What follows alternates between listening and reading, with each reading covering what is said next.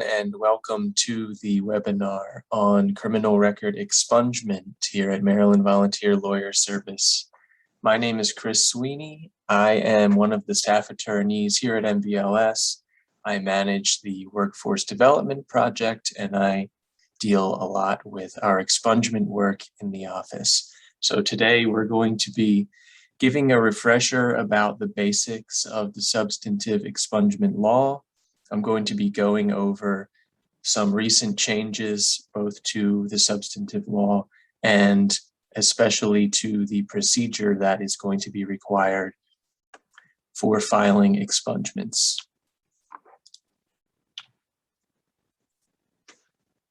So part one of this webinar is going to be some information about new changes to expungement that went into effect this year. And then we're going to have a basic overview, basically an expungement 101 as a refresher for people who have done expungements before, or as an introduction to expungement for anyone who's new to the area. And then in the second half of the presentation, I'm going to be going over the changes that happened to Maryland case search that are going to be changing the way that attorneys perform expungements. So to get into the specifics about what is new this year in expungement, there is on the substantive side, there were 2 convictions added to the list of eligible convictions. For a long time, first, second, and third degree burglary were listed in the list of potentially eligible convictions, but fourth degree burglary was absent. That was corrected this year. And driving on a suspended license, again, a conviction for that charge was also added to that list. These are both subject to the 10-year waiting period. And we'll be getting into more detail about how the waiting periods and expunging convictions work. But it's important to note that especially driving on a suspended license is important because this is a relatively minor offense that for a long time was preventing expungement of other cases due to the subsequent conviction rule. Now that's going to be opening up a lot of potential to expunge cases. Of course, as I mentioned, there are new case search rules as a quick preview of what that's going to look like. Cases and also individual charges that received a null pros, acquittal, or dismissal are going to be hidden from case search. That applies to all cases, so it's retroactive, and it's also going forward to any new cases that occur. And it applies to both individual charges and the entire case. So if an entire case receives those dispositions on all charges, the case is fully hidden from the case search website. And if individual charges from a case receive one of those 3 dispositions and other charges receive a guilty, for example, the individual charges that received a null pros, acquittal, or dismissal are hidden from the case result on case search.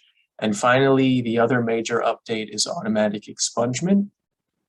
Those same 3 dispositions, null pros, acquittal, and dismissal, if all charges in a case received one of those dispositions, the case will be automatically expunged after 3 years.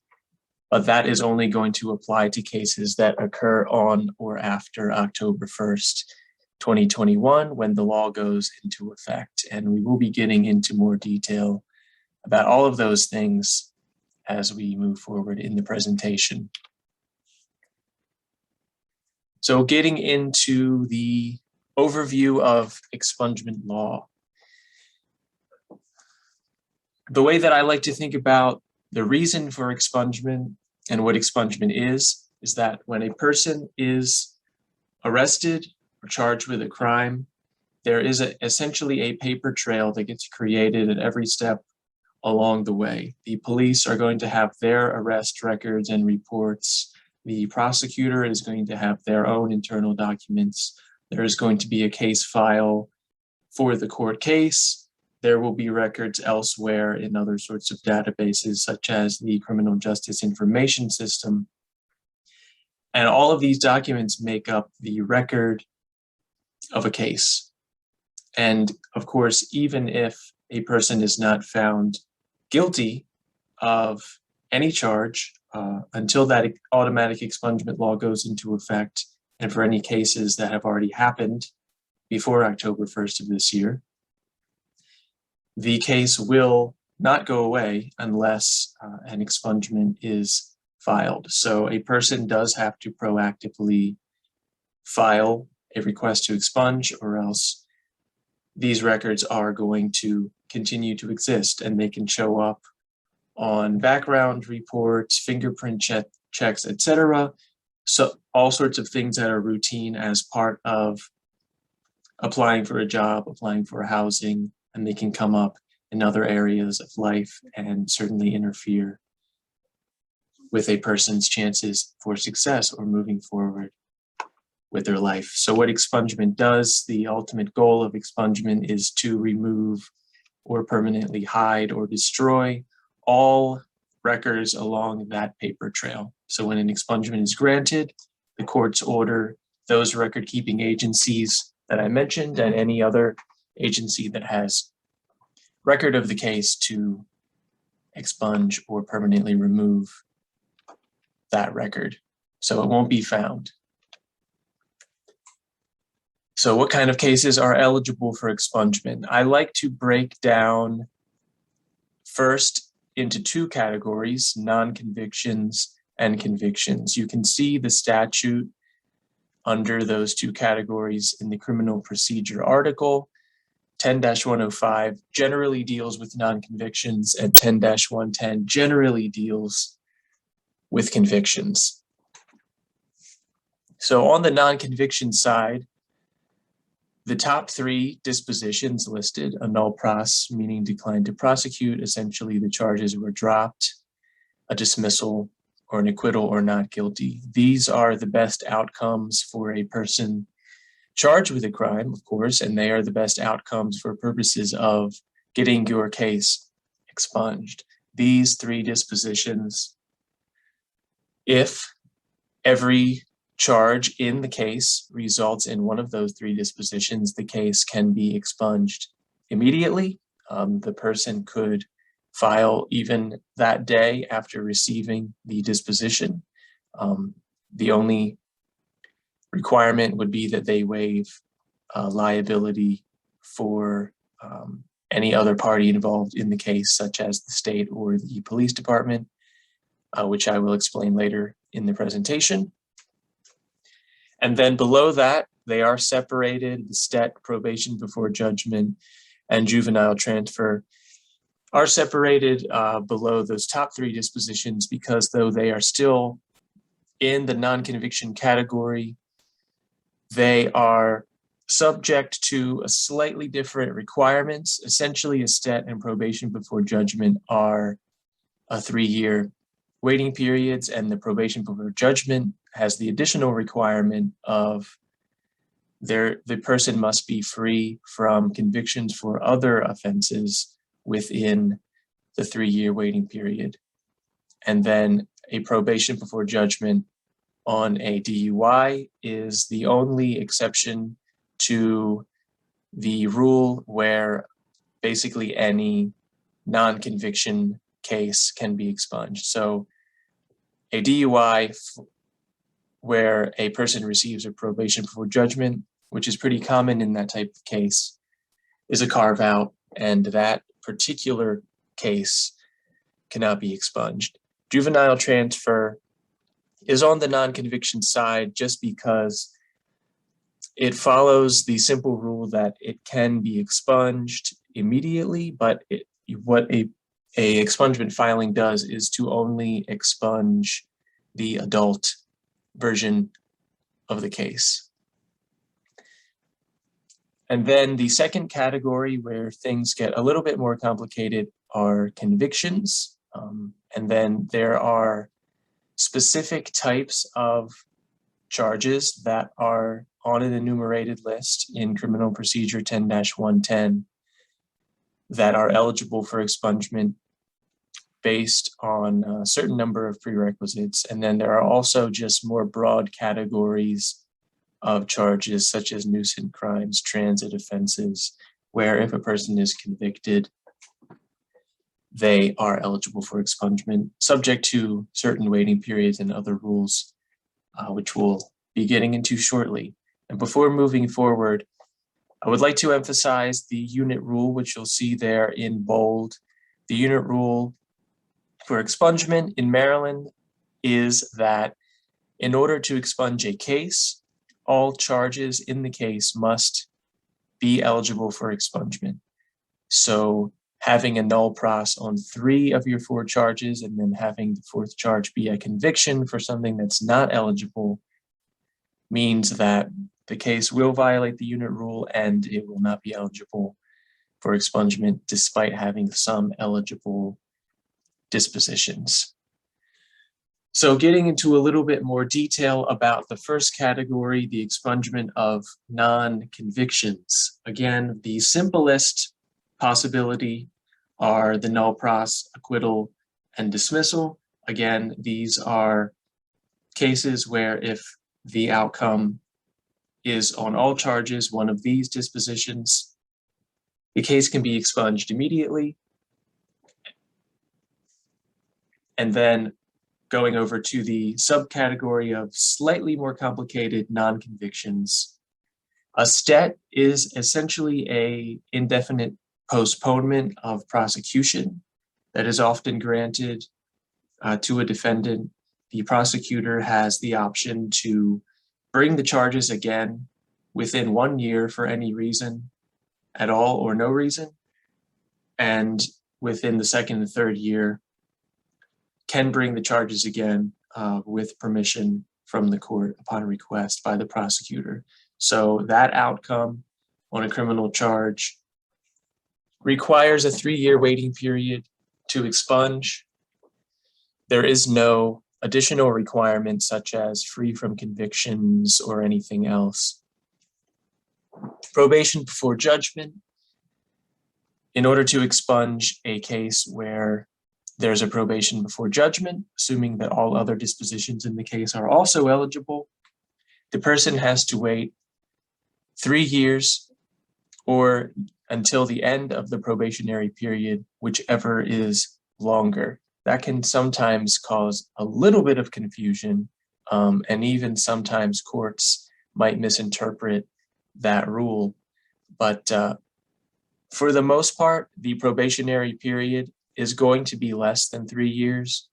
So as a rule of thumb, a probation before judgment is a 3-year wait, but you do want to do your due diligence and check to make sure that the probationary period itself is not longer than 3 years, which in my experience is pretty rare. But if it were, then the person would have to wait until the probation was completely completed. The additional requirement for PBJ, as it's commonly shortened, is that there cannot be an additional conviction within the 3-year waiting period. Unless that new conviction itself becomes eligible for expungement, a subsequent conviction within 3 years is going to block a probation before judgment from being expunged. And again, if a person receives a probation before judgment on DUI or DWI, it is simply not eligible for expungement. And then finally, the juvenile transfer, again, just to go over that. If a person is a minor and is charged with crimes and the case is originally brought in as an adult and then moved back down to juvenile court, the adult version of the case can be expunged pretty much according to the same rules as the null pros, acquittal, and dismissal. The juvenile case will still exist. Of course, that is generally hidden from public view, and it can be expunged subject to certain conditions. but it is a separate process than expunging the adult case. Unfortunately, we don't have time to get into the rules of juvenile expungement during this presentation. So getting into expungement of convictions, starting with, on the left, again, kind of the simpler subcategory of expunging convictions. There are kind of broader categories of types of criminal charges that are, if a person is found guilty, potentially eligible for expungement. So those categories would be nuisance crimes, which include commonly public urination, panhandling, drinking in public, vagrancy, loitering.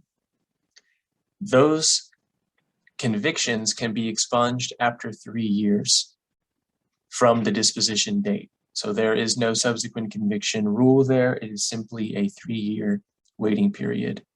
Same goes for transit offenses. Now, this is distinct from traffic offenses, where transit offenses are violations of rules on public transit. So getting on, say, the light rail without paying, eating on transit, causing a nuisance through loud music or something like that.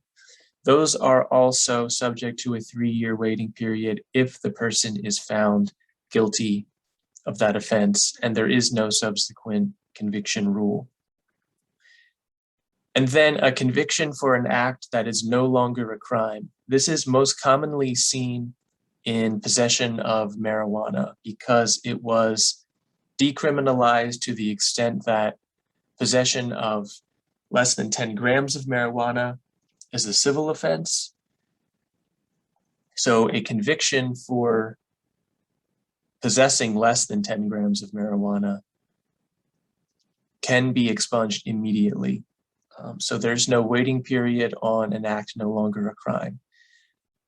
If the person was convicted of possessing more than 10 grams of marijuana, but the charge itself was still simply possession of marijuana, it is a 4-year waiting period. At this point, the decriminalization has happened so long ago that usually you're going to find that it's been more than 4 years since the charge anyway, since the conviction. But occasionally you will have to try to do the analysis of whether or not it was 10 grams or more, which can sometimes be found on the case search result in the charge itself. It would sometimes require getting court records or even police report records from the case if necessary. And then certain types of open container were somewhat decriminalized recently. Certain offenses of drinking alcohol in public and certain types of street level gambling like dice games were also changed to civil offenses in recent years. So these are other things to look out for convictions for acts that are no longer a crime. And again, if that is the case with your client's case, that can be expunged with no waiting period, no subsequent conviction rule or anything like that. So then getting to the most complicated area of expungement, the expungement of convictions for charges found on the enumerated list in Criminal Procedure 10-110. There is a very long list of convictions that are potentially eligible. The most common that we see with MVLS clients are listed on the right here. That is a small selection of some of the more common that we typically see. So drug possession, not marijuana, or even paraphernalia possession, theft, both misdemeanor and felony, second-degree assault, etc. Burglary and driving on suspended license are bolded here because we are talking about the new updates to the expungement law that went into effect this year. Driving on suspended license is a new addition to this list of convictions, and fourth-degree burglary was added. So now first, second, third, and fourth degree burglary are potentially eligible. So I'm going to be getting into some more detail about how to go about figuring out eligibility for the expungement of these specific convictions with waiting periods and prerequisites and other things to look out for. So we're going to primarily on this slide be talking about the waiting periods. Just to reiterate, for nuisance crimes and transit offenses, it's a 3-year waiting period. Marijuana possession, more than 10 grams, 4-year waiting period. No other prerequisites such as free from convictions during the waiting period. So then, looking at the other types of convictions, such as theft, burglary, second-degree assault, drug possession, it typically hinges on whether or not the charge is a misdemeanor or a felony. So as a general rule, misdemeanor convictions that are on the list are subject to a 10-year waiting period, and felonies are subject to a 15-year waiting period. One exception being that second-degree assault, which is typically a misdemeanor, is subject to the 15-year waiting period. Now, these waiting periods have more requirements than the simpler nuisance crime marijuana waiting periods. First, there is a subsequent conviction rule, meaning that the person must be free from additional convictions during the waiting period, unless those subsequent convictions themselves become eligible for expungement. A conviction within the waiting period would block the original conviction from ever being expunged.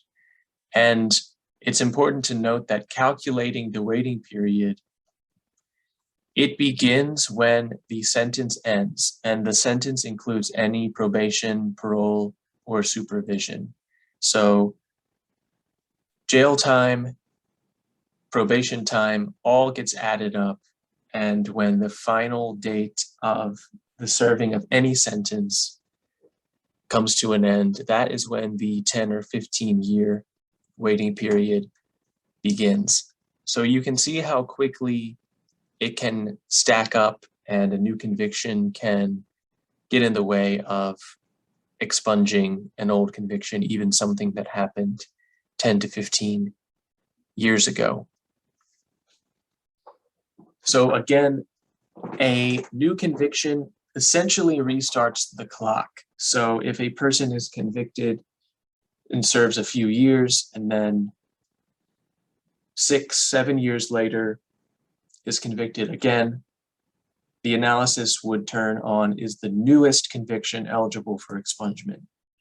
If it is not eligible at all, if it is a conviction that is, say, armed robbery or something that is not on the enumerated list, then it permanently blocks the older conviction from coming off.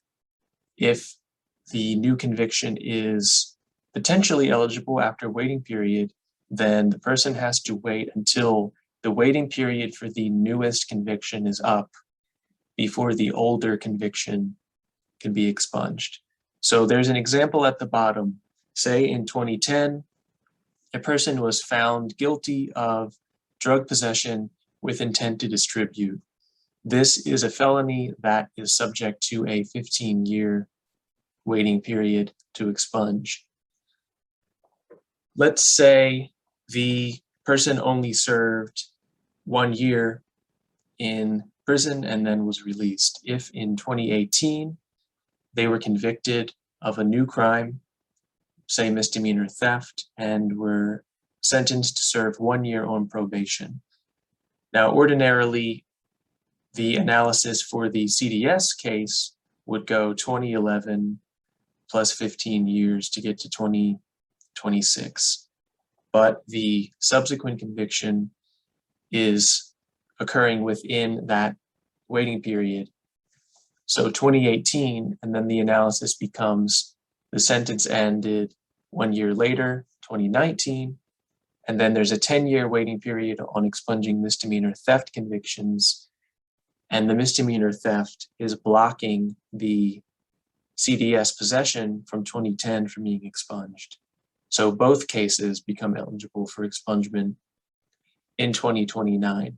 Now, just to emphasize the new addition of driving on a suspended license convictions, I used to always change this example by imagining that the 2018 conviction was driving on a suspended license, which was completely ineligible as a conviction.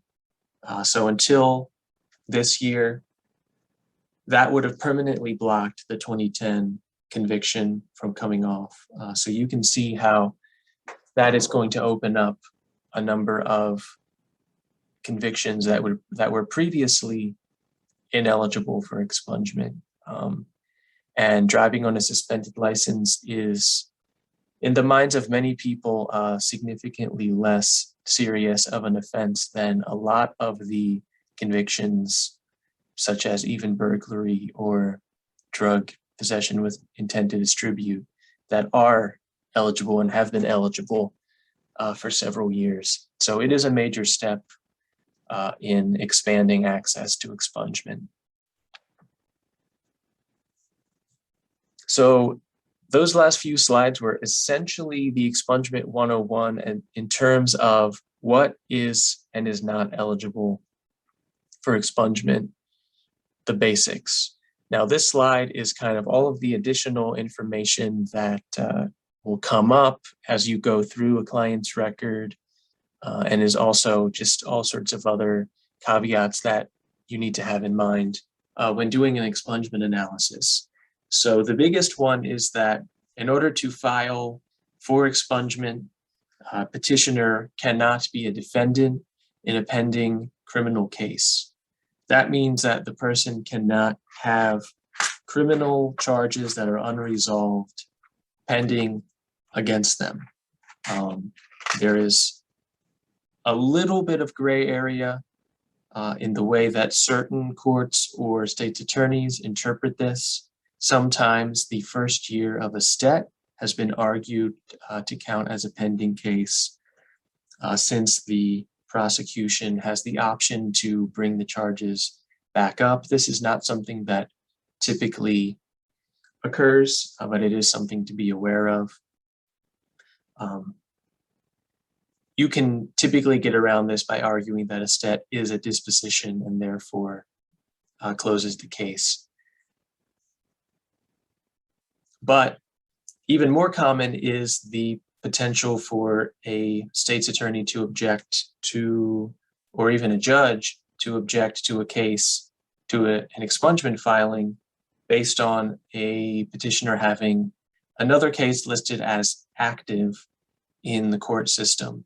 Cases can be listed as active if, say, there are unpaid fines on an unrelated case, or even if the person is serving probation on a case. They could, for clerical purposes, and often are on case search, marked as active. However, it's important to note that active case is not synonymous with pending criminal case, and oftentimes this rule in the expungement world gets misconstrued as an active case rule instead of a pending criminal case rule.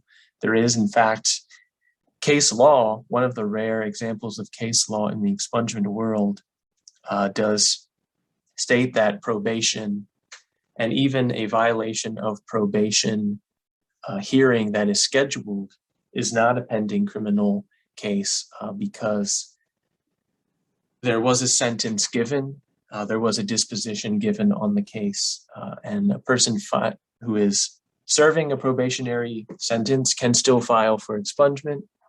And even someone who is facing a violation of probation proceedings, that is considered a civil matter. I say all that with the next bullet point stating that it is certainly a good idea to have your client not be owing fines, fees, or other penalties on the case that you seek to expunge. There is actually nothing in the letter of the law that states a person must be clear on all of their debts owed in the particular case that they seek to expunge. However, plenty of courts will object to having an expungement filed when the court itself is owed money on that particular case. If the person owes fines on a totally unrelated case, that should not prevent them from expunging the case that they want to expunge. Again, just to re-emphasize the unit rule, which is very important in performing your analysis. If there are multiple charges in a single case and one of those charges is ineligible for expungement, then the entire case can now be expunged. So all charges in a single case must be eligible. And then analyzing traffic cases, any traffic offense, such as driving on a suspended license, driving without a license, if they carry the possibility of incarceration, they are treated like any other criminal charge for purposes of expungement. In fact, recently, some versions of driving on a suspended license were changed to not have incarceration as an option. However, plenty of traffic offenses will still fit this bill. And it's important to note that aside from driving on a suspended license, major traffic offenses, aka incarcerable traffic offenses, are absent from the list of eligible convictions. So a lot of those, like driving without a license, can still end up blocking cases as a subsequent conviction. Other sorts of minor traffic offenses like speeding are not part of this analysis at all. They do not count as subsequent convictions. They do not even count toward the unit rule. And they cannot be expunged through the criminal record expungement process. They are simply removed entirely from this analysis. There is a separate process through MVA. There is actually an automatic expungement process through MVA. However, you may want to refer your client to the MVA and any contact information that you can provide them to see about getting a driving record expunged. A quick little note about probations before judgment. I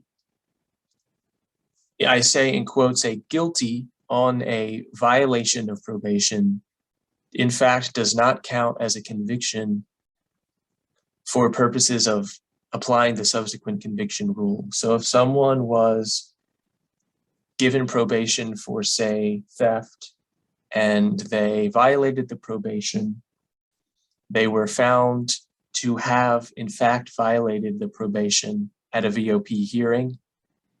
Oftentimes, that is marked as guilty on case search. However, if the disposition of the case itself remains probation before judgment, then it is not a conviction for purposes of expungement, and the violation of probation finding itself will not count as a subsequent conviction.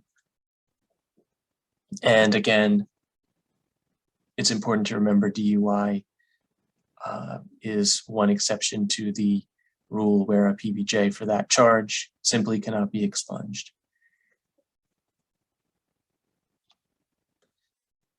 So I mentioned closer to the beginning that in order to expunge certain cases where all charges received null pros, acquittal, dismissal, or even act no longer a crime, if it has been less than 3 years since the disposition, a person is required to file what's called a general waiver and release.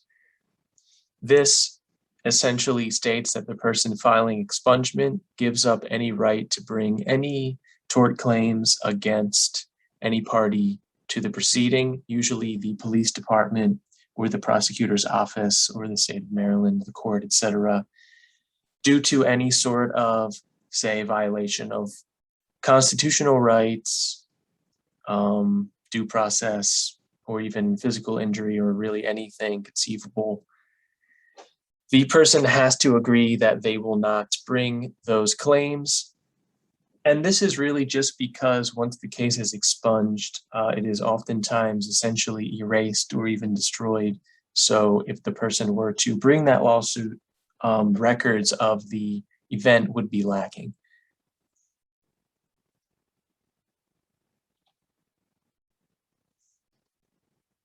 So in terms of actually going about and filing an expungement, Maryland Volunteer Lawyer Service does operate a web tool that can be used through Google Chrome, and there is also a website called MD Expungement.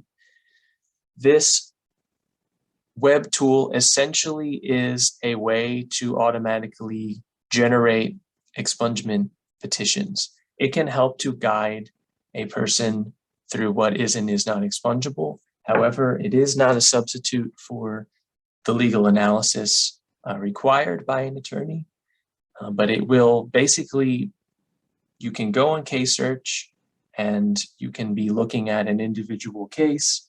And if you have a plugin installed in your Chrome browser, you can click a button and add that case to your docket and generate expungement forms where all of the necessary information is filled out.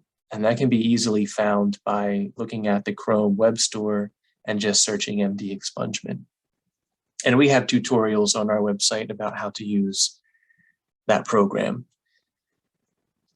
When a person's filing expungement, if they're filing for a case where there was no guilty finding, it is free to file.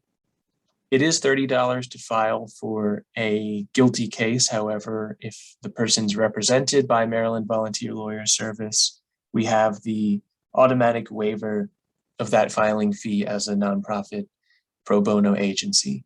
When you are filing, it's important to note that the state does have the opportunity to object.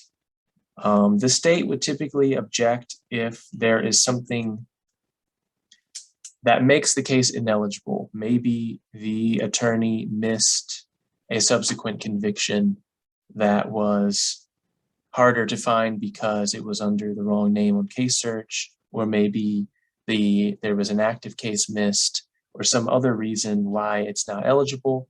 But typically, a case is either eligible or not, and there's not a lot of gray area for the state to actually argue some sort of nuanced argument. It's usually a error or a missed subsequent conviction or something of that nature. If the court finds that the petitioner is eligible for expungement, it will order that all record-keeping agencies expunge their records of the case. On the statute itself, this is required to happen within 30 days if the state does not object to the petition. However, the reality is, with the volume of expungement filings that occur, it takes 3 to 6 months. And at the time of this presentation, during the COVID-19 pandemic, which is still happening, it could even take longer than that with the slowdowns that continue to happen everywhere. So once you get your client's case expunged, you want to check Maryland Case Search to make sure that it has actually been removed from that site. If it wasn't appearing on Case Search to begin with, you may want to check elsewhere, such as the MDEC e-filing system, or you may even recommend that your client get a fingerprint report from CJIS, Criminal Justice Information System, to confirm that the case has been removed. If you are in a situation where you have expunged every case on a client's record, it can be a good idea to get that CJIS report in order to have that person be able to show to, say, employers or potential landlords or other people that there is no criminal case on the person's record. So that's sort of a nice way to have definitive proof of that. And you do want to recommend to your client to keep a copy of the expungement orders in a safe place, because the court may in fact destroy or strip or otherwise make extremely inaccessible the original records of the case. And if something were to come up down the line on some sort of third-party background check, or someone were to discover the existence of the case, you will want to advise your client that they're going to want to be able to show that the case has been expunged. And even getting the expungement order itself from the court retroactively, say years down the line, could prove challenging. So many clients have questions about what to do with applying for jobs once a case has been expunged. If an arrest has been expunged, it is not required that a person disclose that on an employment application. Same goes for convictions. And in fact, an employer is barred from refusing to hire or terminating someone because of their failure to disclose a case that has been expunged.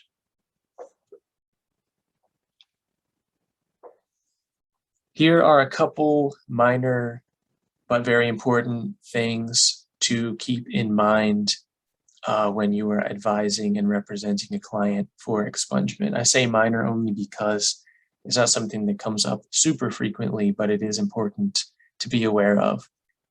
If a person wants to file for expungement and they are not a United States citizen, we like to urge clients in that case to consult with an immigration attorney about what the best option is.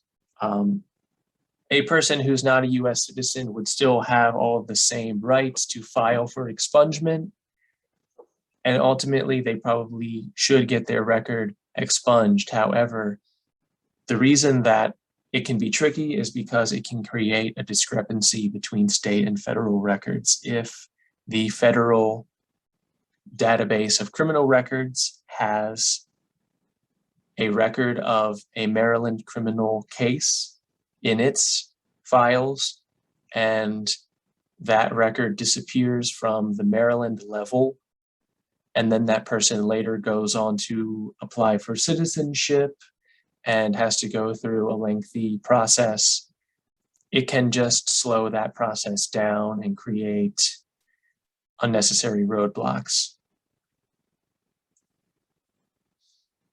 It's also important to note that there are private companies that perform background checks, and an expungement order from a court does not have the authority to force those private entities to expunge their own records. So say this company operates a computer program that essentially scrapes publicly available information from the internet and stores it in a privately held hard drive, cloud, etc. That is in that database now, and it belongs to a private company.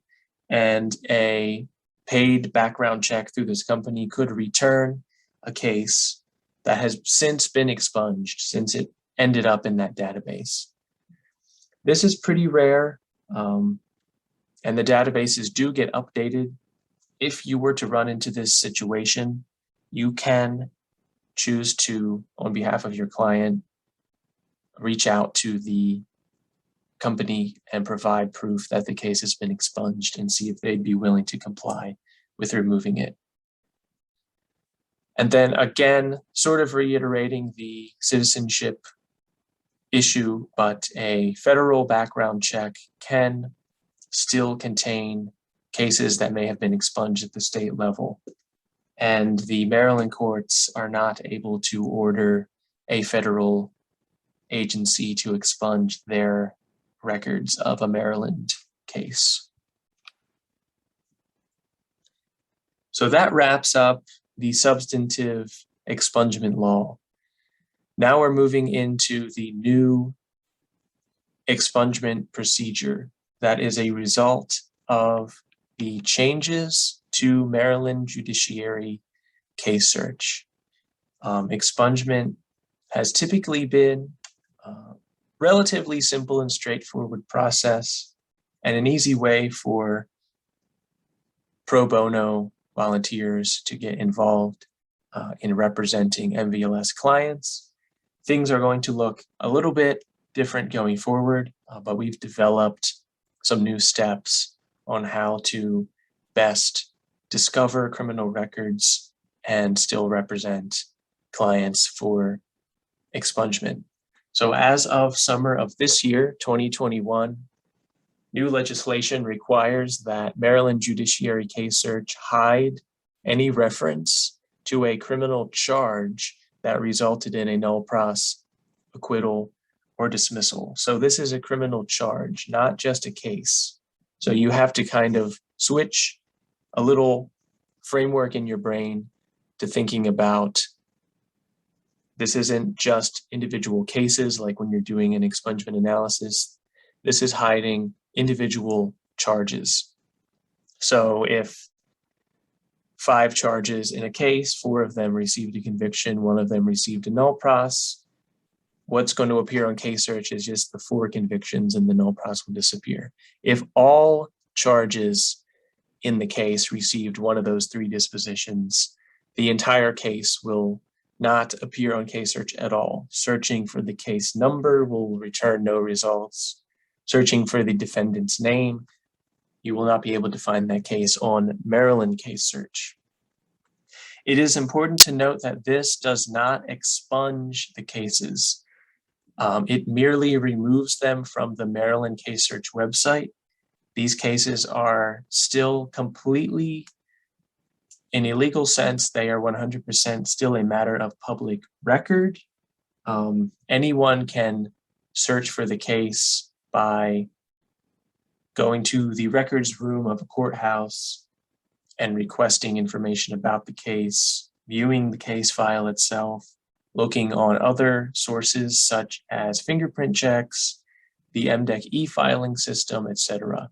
And until the case is actually expunged through a legal filing, it still exists and it still could have negative consequences for a person if an employer or other agency were to find out about its existence.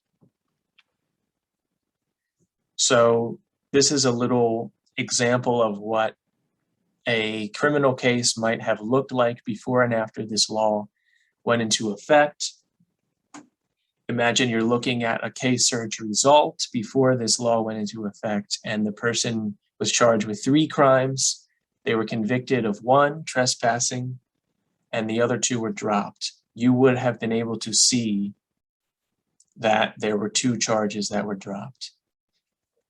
Now, and this law has gone into effect, and this is pretty much the case for the entirety of the case search website. You are now going to be seeing only what's on the right, a conviction or another disposition, including a stat or PBJ, that is not one of these 3 that has been made to be hidden.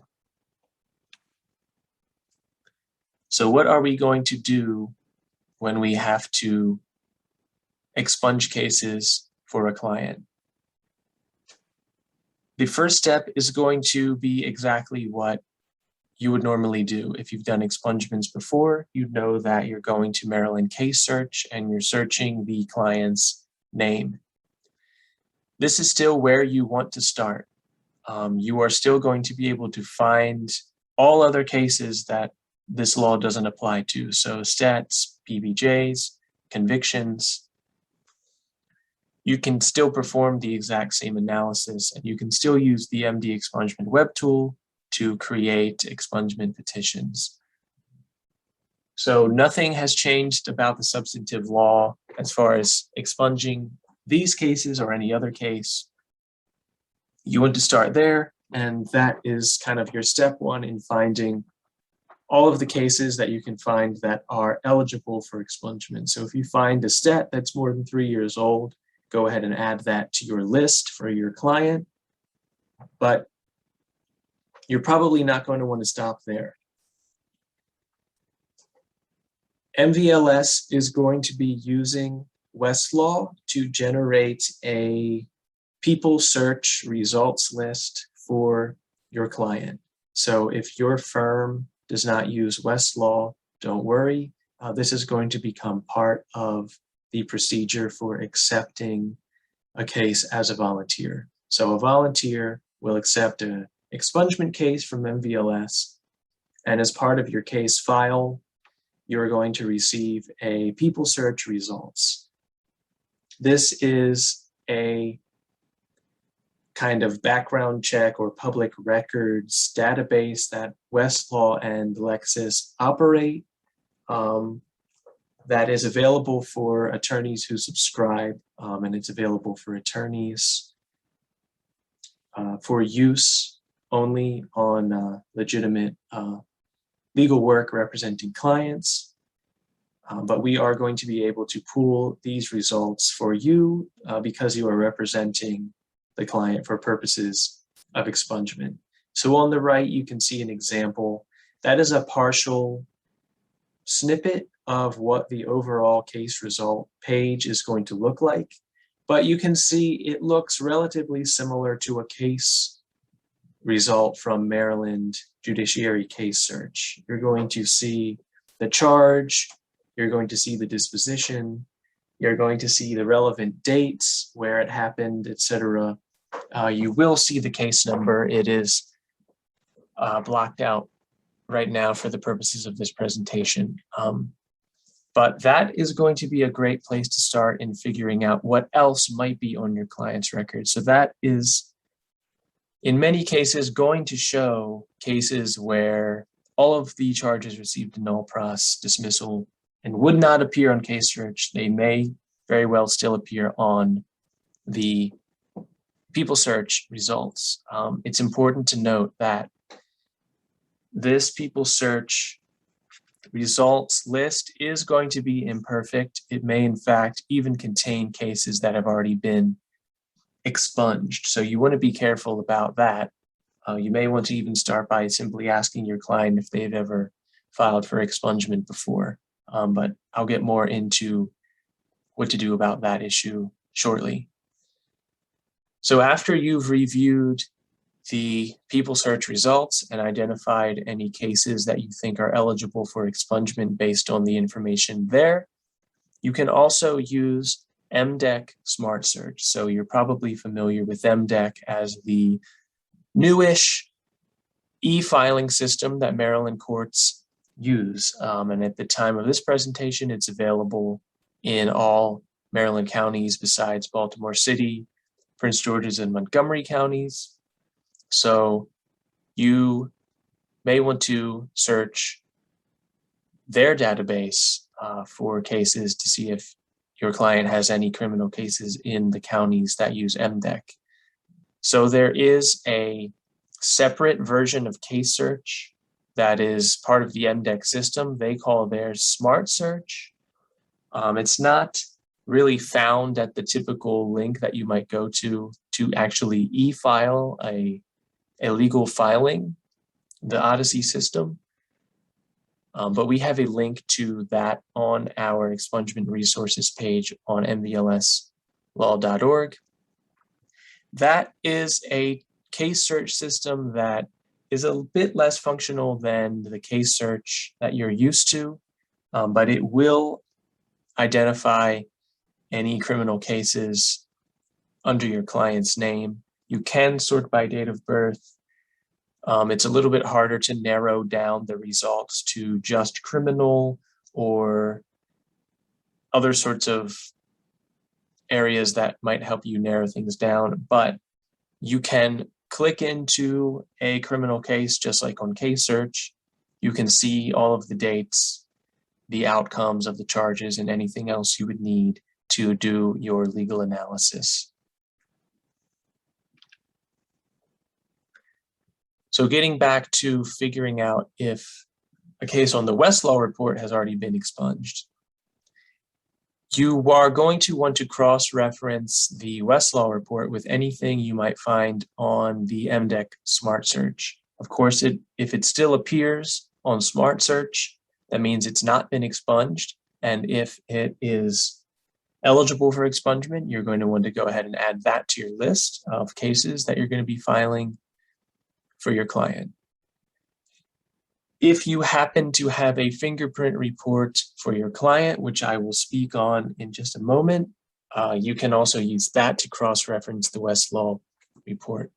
If you're unable to determine if something has or has not been expunged based on those two areas, the Smart Search or the fingerprint report, maybe because the case happened in Baltimore City and it's not on Smart Search and you don't have a fingerprint report, you may have to resort to calling the court and giving the clerk the case number to see whether or not the case has been expunged. So now moving on to some info about fingerprint checks. Fingerprint check, which you may hear called a CJIS report, Criminal Justice Information System. This is essentially the definitive record of the cases that are on a client's background. However, MVLS has taken a policy that we will not require clients to obtain their fingerprint check as a prerequisite to getting their case accepted or even placed with a volunteer. And we are asking that our volunteers not make obtaining a fingerprint report an absolute requirement for getting expungement representation. This is because the fingerprint report can be burdensome for our clients to obtain. It requires going in person to an agency, waiting in line, having to pay a fee, and many clients may choose not to do this just based on how time-consuming it is or the fact that it can be costly. If you have performed all of the steps that I outlined on the previous few slides and you feel that your due diligence cannot be completed unless you obtain a fingerprint report, you can suggest to your client that this would be in their best interest to get a fingerprint check done. You need to let them know that it carries a fee. It may be possible for you to front that cost for the client and be reimbursed through pro bono resource centers, litigation funds. So we recommend checking their website for details on that. And finally, the big caveat with the fingerprint report, it is actually not going to show a court case number. It only shows a tracking number, and it will show the relevant dates and usually the dispositions and charges and everything else you need, but it does not usually show a court case number. Luckily, we have a tracking number lookup tool that you can access again at our website. That is essentially a way to cross-reference a tracking number from the CJIS report and find a court case number to match. And that should complete everything that you need to know about that case in order to file expungement.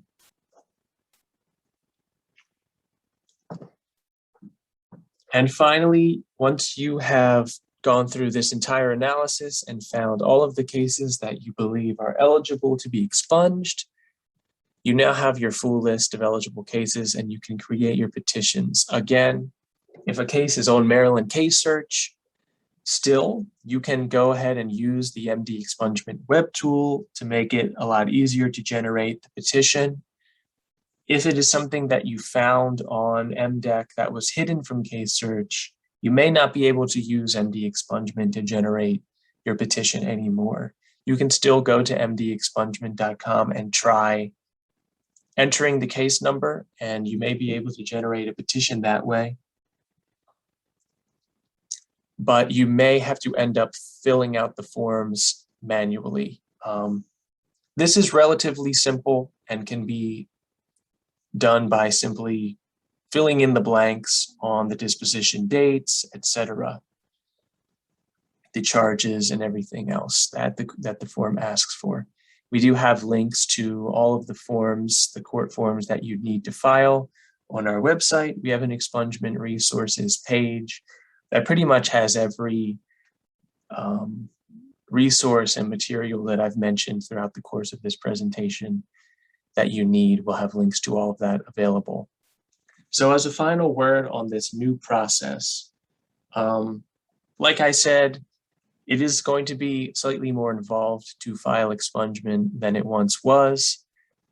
It's important to note that many people who we represent who have criminal records will actually benefit greatly from this new legislation, because having charges hidden from case search can be significantly helpful to someone, even on a personal level. Just having charges where they were never convicted removed from the site can be very meaningful to that person. It can also prevent an employer or potential landlord who's doing a quick check of case search from finding those cases, and can even, in many cases, if someone was convicted of a very minor charge but had a ton of other more serious charges lodged against them that were all dropped, that can be a huge benefit, that those wouldn't be found as easily. However, we want to emphasize that it is still very important to get these cases expunged, and as attorneys who practice expungement, we know that having the case completely expunged through a legal filing is going to be the best way to officially clear that record and help a client move toward finding jobs, housing, and moving forward from their past. Finally, I'm going to talk again about automatic expungement. This is a very exciting new era that really expungement is moving into in Maryland. This is a major victory for expungement advocates, practitioners, and people who have records. This law is going into effect October 1st of 2021. And again, it is going to apply to cases where all charges resulted in a null pros acquittal or a dismissal. And those cases will be automatically expunged 3 years after the date of disposition. So because of the fact that it is not retroactively applied to cases that have already happened, there won't really be any movement on this that we'll see until October of 2024, 3 years after any case occurring after October 1st of this year will start to get automatically expunged. So we will certainly be monitoring what's happening with that. In the meantime, a defendant who is eligible for expungement based on the typical rules of having a null pros can still file for expungement. There's nothing stopping anyone from filing an expungement before the 3 years is up. And because of this, expungement is still going to be an extremely necessary practice area for pro bono attorneys. Not only will there be thousands of cases still eligible in the court records that are unaffected by this law because they happened before the law went into effect, but people who have charges waiting around in the meantime and may not want to wait 3 years for them to be automatically expunged will probably still be coming to MVLS and seeking pro bono representation for getting that expunged.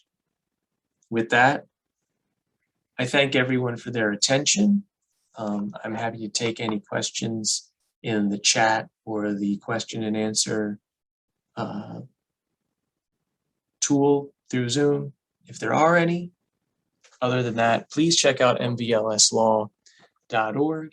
Go to our attorney resources page.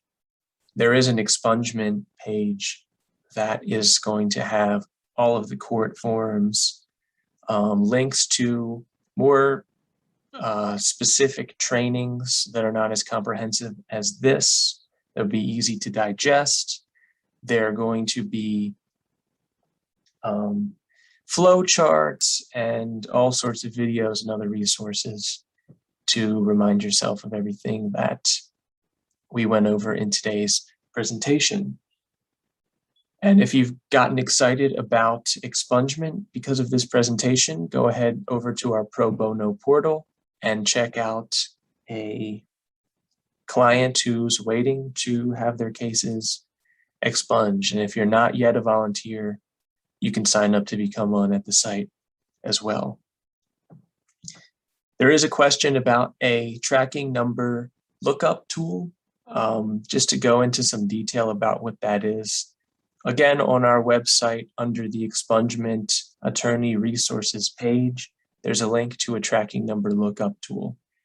It's a very bare bones web page that is simply one field that you can enter a number into and click a button. And if you enter a criminal case tracking number into that field, it will match the tracking number to a court case number, which of course you need to file the expungement petition. The tracking number lookup tool works primarily in Baltimore City. It does work in Baltimore County, and it does work in other counties, but it is not complete once you start getting into counties that are further away from Baltimore. But if you're working on a case in Baltimore City, it should pretty much be able to find the case you're looking for, and it should still work even on cases that have been removed from case search.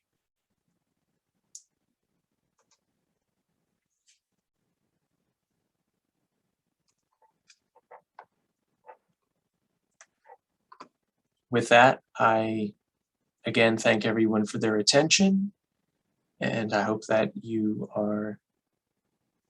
learned a lot about expungement, and I encourage you to go ahead and take a case through our pro bono portal. There are a lot of people who need their cases expunged.